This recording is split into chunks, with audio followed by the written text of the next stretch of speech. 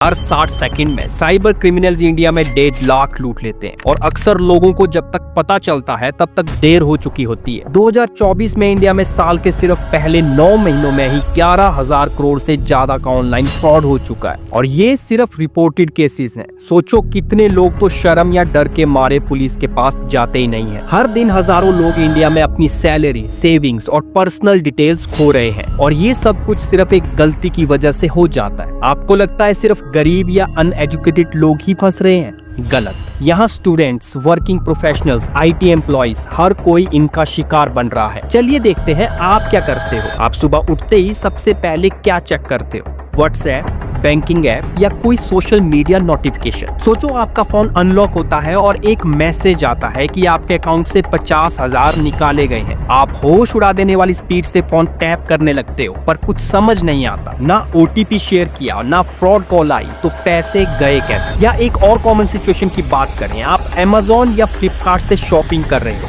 Bye now पे letter का tempting option दिखता है। बिना सोचे एक ऐप डाउनलोड कर लेते हो और अगले ही दिन एक धमकी भरा मैसेज आता है, लोन अप्रूव हो चुका है, EMI भरना स्टार्ट कीजिए वरना आपका पर्सनल डाटा लीक कर देंगे। कई बार तो आपको इंस्टाग्राम पे एक क्रेजी डील मिल जाती है, iPhone 15 सिर्फ 10,000 में। आप सोचते हो भाई स्पेशल ऑफर होगा, बिना सोचे पेमेंट भी कर दिया और फोन कभी आया ही नहीं। ये सिर्फ कहानियां नहीं है, ये रियल स्कैम्स हैं जो हर दिन इंडिया में हजारों लोगों को लूट रहे हैं। आप सोच रहे होंगे मैं तो स्मार्ट हूँ, मुझे कोई स्कैम नहीं कर सकता, पर सच ये है कि स्कैमर्स अब बेवकूफ लोगों को टारगेट नहीं कर रहे, बल्कि वो तो आपके जैसे लोगों को टारगेट कर रहे हैं। जी हाँ, स्मार्ट लोग जो सोचते हैं कि उनके साथ कभी फ्रॉड नहीं हो सकता। लेकिन घबराने की जरूरत नहीं है। इस वीडियो में मैं आपको बताऊंगा कि इंडिया के सबसे डेंजरस स्कैमर्स कैसे काम करते हैं और कैसे आप उनसे बच सकते हो। जहाँ दुनिया ChatGPT का यूज कर रही है, लेकिन स्कैमर के पास इससे भी कहीं ज्यादा इंटेंस AI है जिसका नाम है फ्रॉड GPT। पूरा वीडियो ध्यान से देखना क्योंकि एक छोटी सी मिस्टेक आपका बैंक बैलेंस जीरो कर सकती है। भारत एक गरीब देश है और एक गरीब देश ही रहेगा। क्यों? स्कैम्स की वजह से। मजाक नहीं कर रहा हूं, ये डेटा देखिए। पिछले साल सिर्फ 5 महीनों में नेशनल साइबर क्राइम पोर्टल पर 9.5 लाख स्कैम रिलेटेड कंप्लेंट्स दर्ज हुए। दैट मींस हर 14 सेकंड्स में एक कंप्लेंट। इस गैंग ने देश भर में करीब 1,000 लोगों को अपना शिकार बनाया। पुलिस ने खुलासा किया कि साइबर क्राइम में इस धंधे में चीन और ताइवान का माफिया शामिल है। जो फोन है जिससे आप लोग कॉल करते हो या फिर जो चीजें आप इस्तेमाल करते हो, इतना तो आप लोगों को पता होगा कि पुलिस ट्रैक करती है ना? तो इससे बचने के लिए आप लोग क्या करते हैं? जी, एक तो फोन फ्रॉड रहता है, अपने नाम रहे, सिम भी फ्रॉड रहती है। लखनऊ के Sanjay Gandhi post graduate college में डिपार्टमेंट ऑफ न्यूरोलॉजी में associate professor doctor Ruchika Tandon से 2 करोड़ रुपए से ज्यादा ठग लिए गए। और देखिए, मैं बाल बची हूँ और मेरे अकाउंट में सारे के सारे पैसे उड़ने वाले थे। राजधानी दिल्ली में हाल फिलहाल में ऐसे 2 मामले सामने आए हैं जहां एक को 6 करोड़ तो दूसरे को 82 लाख का नुकसान हो गया। या फिर मैसेज के साथ आए लिंक को क्लिक किया और वो ठगी के जामताड़ा मॉडल के शिकार बन गए। इस मैसेज के नीचे भी एक मोबाइल नंबर लिखा है, उस पर कॉल नहीं करना है।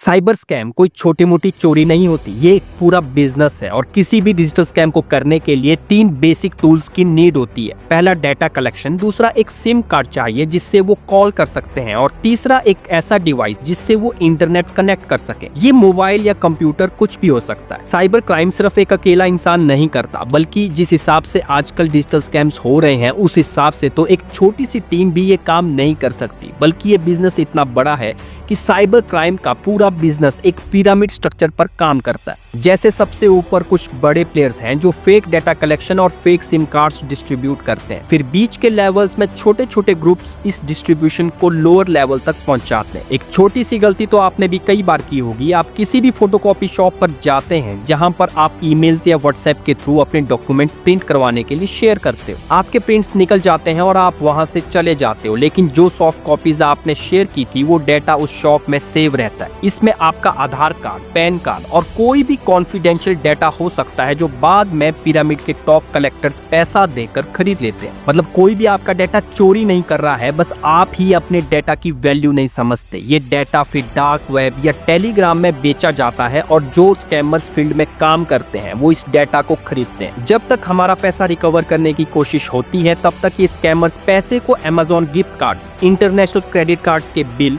या क्रिप्टो करेंसी में कन्वर्ट कर चुके होते हैं और ये सभी ट्रांजैक्शन ट्रेस करना मुश्किल होता है। इसीलिए अगर आप ऐसे ही किसी स्कैम का शिकार हो जाते हैं तो आपके पास अपना पैसा रिकवर करने के लिए सिर्फ कुछ घंटे ही होते हैं। लेकिन क्या ये स्कैम सिर्फ पैसों तक ही सीमित है? पूरी तरह से नहीं, क्योंकि ये आपकी प्राइवेसी और सेफ्टी को भी खतरे में डाल सकते हैं।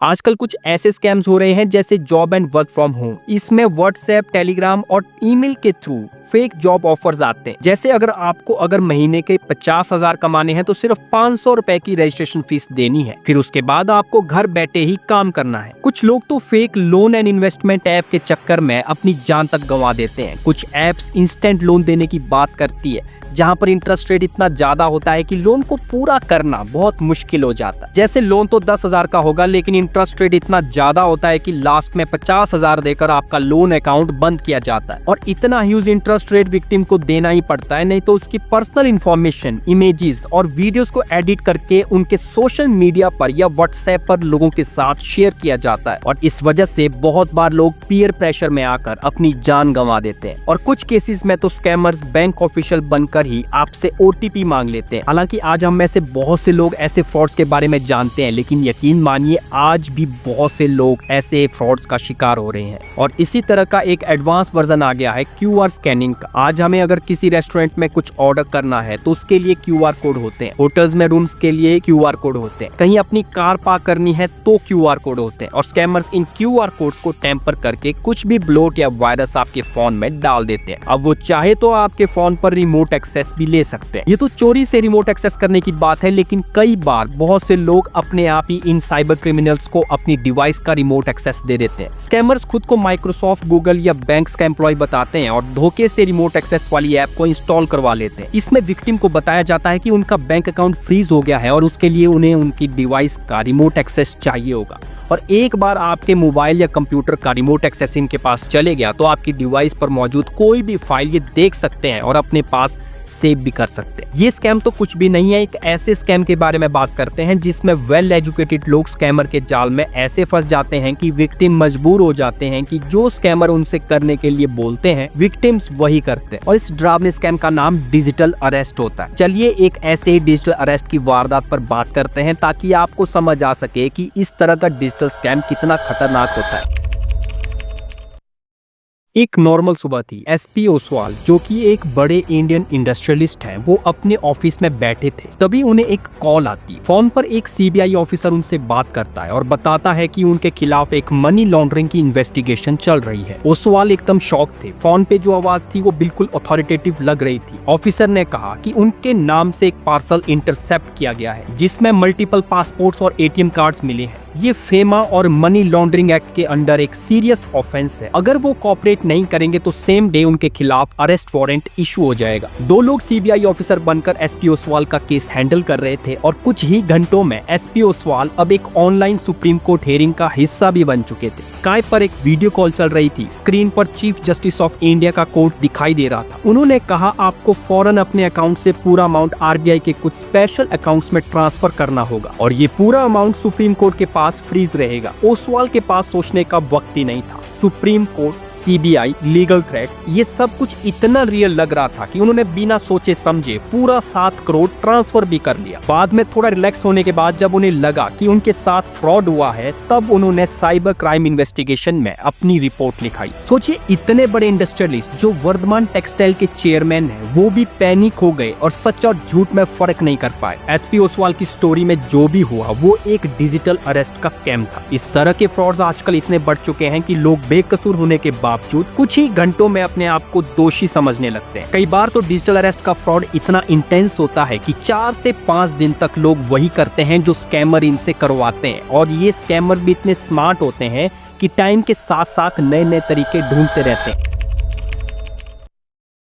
अगर आप स्कैम का शिकार हो गए हैं तो अपना पैसा रिकवर करने के लिए आपके पास सिर्फ 3 से 4 घंटे का टाइम होता है। इसमें टोल फ्री हेल्पलाइन 1930 आपकी मदद कर सकती है। ये एक ऑनलाइन कंप्लेंट प्लेटफॉर्म है जहां आप बिना FIR के साइबर फ्रॉड की शिकायत दर्ज कर सकते हैं और स्कैमर का बैंक अकाउंट फ्रीज कर दिया जाता है। लेकिन प्रॉब्लम ये है कि जब तक हमें पता चलता है कि हमारे साथ स्कैम हुआ है तब तक ये पैसा अलग अलग बैंक अकाउंट्स में ट्रांसफर हो चुका होता है और उसके बाद ये पैसा रिकवर करना बहुत मुश्किल हो जाता है। इसीलिए अगर आपको लगता है कि आप स्कैम का शिकार हो गए हैं तो तुरंत एक्शन लेना जरूरी है, क्योंकि टाइम ही आपका सबसे बड़ा दोस्त है। हमारे पास एक रिसेंट एग्जांपल है। गुजरात की साइबर सेल ने 400 कंपनीज के अकाउंट्स फ्रीज किए थे जो गिफ्ट कूपन्स का बिजनेस कर रही थी। ये कंपनीज ऐसे ही स्कैमर्स को गिफ्ट कार्ड्स बेचती थी और ब्लैक मनी को व्हाइट किया जा रहा था। लेकिन ये तो सिर्फ एक बहुत छोटा सा हिस्सा है। स्कैमर्स को पकड़ना बहुत मुश्किल है। पहला चैलेंज पुलिस रिक्रूटमेंट में ही है, क्योंकि पुलिस रिक्रूटमेंट में डिजिटल क्राइम के लिए कोई अलग सिस्टम या क्राइटेरिया नहीं है। आजकल पुलिस ऑफिसर्स और लोअर लेवल स्टाफ को एंट्रेंस एग्जाम देना पड़ता है जिसमें उनकी फिजिकल और लॉजिकल कैपेबिलिटीज ही चेक की जाती हैं। मतलब वो सड़क पर क्रिमिनल्स को तो पकड़ सकते हैं लेकिन डिजिटल स्कैमर्स को कैसे पकड़ेंगे, ये एक बड़ी समस्या है। लेकिन अब इस समस्या को सॉल्व करने के लिए होम मिनिस्टर अमित शाह ने साइबर कमांडो इनिशिएटिव शुरू किया है। इसमें मिडिल रैंक के पुलिस ऑफिसर्स को IITs में डिजिटल इंटेलिजेंस और साइबर सिक्योरिटी के लिए ट्रेन किया जाएगा। अवेयरनेस और ट्रेनिंग का ये प्रोग्राम बहुत जरूरी है, लेकिन दिक्कत ये है कि इंडिया में स्कैम्स का स्केल और पॉपुलेशन इतना बड़ा है कि हमारे पास डिजिटल स्कैम से डील करने के लिए सफिशिएंट पुलिस फोर्स नहीं है। लेकिन इंडिया अब ऐसे क्राइम्स को बहुत ही सीरियसली ले रहा है और इन्हें टैकल करने के लिए नए लॉज और एक्शन बनाए जा रहे हैं। वैसे तो स्कैमर्स को ट्रेस करना पॉसिबल है, जैसे GPS लोकेशंस, IP एड्रेसेस और डिवाइस के थ्रू उन्हें ट्रेस किया जा सकता है। लेकिन प्रॉब्लम ये है कि ये स्कैमर्स इतने स्मार्ट होते हैं कि वो बॉर्डर एरियाज में रहकर अपनी लोकेशन बदलते रहते हैं और जब कोई स्कैमर जिस भी स्टेट में अपनी लोकेशन बदलता है तो उस स्टेट पुलिस को इन्वॉल्व करना ही पड़ता है और इस सब के लिए जितने में डॉक्यूमेंट्स रेडी किए जाते हैं तब तक ये स्कैमर्स नए डिवाइसेस और न्यू सिम कार्ड्स ले लेते हैं। इसीलिए स्कैमर्स को पकड़ने में टाइम लगता है और इसी टाइम का फायदा उठाकर वो नए स्कैम शुरू कर देते हैं। ये एक बड़ी चुनौती है, लेकिन अब इंडियन साइबर फोर्स इस चैलेंज को टैकल करने के लिए तैयार हो रहे हैं। जिस हिसाब से आज डिजिटल क्राइम बढ़ रहे हैं उस हिसाब से लगता है कि क्या ये स्कैमर्स या फ्रॉडस्टर्स पुलिस से ज्यादा स्मार्ट होते हैं? तो कह सकते हैं कि हाँ, कभी कभी ये स्कैमर्स पुलिस से एक कदम आगे होते हैं, क्योंकि ये स्कैमर्स एजुकेटेड लोगों को हायर करते हैं और उन्हें अपने स्कैम में इन्वॉल्व करते हैं। लेकिन कैसे? वो लोगों को पैसा और काम का लालच देकर देश से बाहर भेज देते हैं और फिर उनका पासपोर्ट और इम्पोर्टेंट IDs को जब्त कर दिया जाता है और उन्हें मजबूर किया जाता है कि अगर उन्हें घर वापस जाना है तो उन्हें ऐसी स्कैमर कॉल्स करनी पड़ेगी। और अभी कुछ दिनों पहले ही म्यांमार में 140 इंडियन विक्टिम्स को ऐसे ही फ्रॉड से बचाया गया है। वो लोग भी स्कैमर्स के लिए काम कर रहे थे, लेकिन वो खुद विक्टिम्स थे। उन्हें स्कैम करने की ट्रेनिंग दी गई थी और प्रेशर में आकर वो अब दूसरे लोगों को लूट रहे थे। लेकिन सही टाइम और किस्मत की वजह से इंडियन गवर्नमेंट ने इनिशिएटिव लिया और अब उन विक्टिम्स को वापस इंडिया लाया जा रहा है। लेकिन ये स्कैम सिर्फ फोर्सफुली नहीं होते, बहुत से केसेस में आसानी से और बहुत जल्दी अमीर बनने के लिए ऐसे स्कैम्स किए जाते हैं। इंडिया के पास दुनिया की सबसे ज्यादा यंग पॉपुलेशन है जो अनएम्प्लॉयड है। इनमें से ही कुछ यूथ को पिरामिड के टॉप पर बैठे लोग यही समझाते हैं कि उन्हें पकड़ना मुश्किल है और अगर उन्हें पकड़ भी लिया गया तो ज्यादा कुछ नहीं होता। इसे हम अपने लॉज और रेगुलेशन में लूप होल ही मान सकते हैं, क्योंकि इनमें से कुछ जुवेनाइल भी होते हैं, उन्हें अरेस्ट नहीं किया जा सकता और ना ही उनके खिलाफ कोई एक्शन लिया जा सकता है। डिजिटल स्कैम से बचने का फिलहाल एक ही तरीका है, वो है अवेयरनेस। अभी तक हमने जितने भी केसेस देखे हैं उसमें लोग खुद इन स्कैमर का शिकार बनते हैं। आपको ईमेल्स और टेक्स्ट मैसेजेस में कोई भी लिंक मिलता है उसे बिना सोचे समझे क्लिक ना करें। लालच ही इंसान का सबसे बड़ा दुश्मन है और याद रखिए, दुनिया में कोई इंसान आपको फ्री में कुछ भी क्यों देगा।